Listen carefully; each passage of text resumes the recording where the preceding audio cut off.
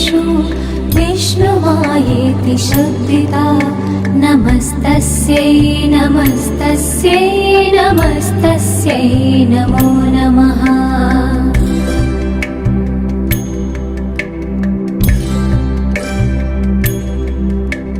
या देवी सर्वभूतेषु चेतनेत्यभिधीयते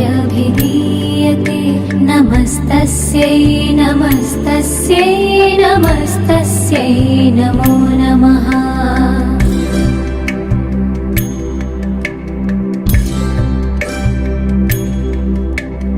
या देवी सर्वभूतेषु बुद्धिरूपेण संस्थिता नमस्तस्यै नमस्तस्यै नमस्तस्यै नमो नमः।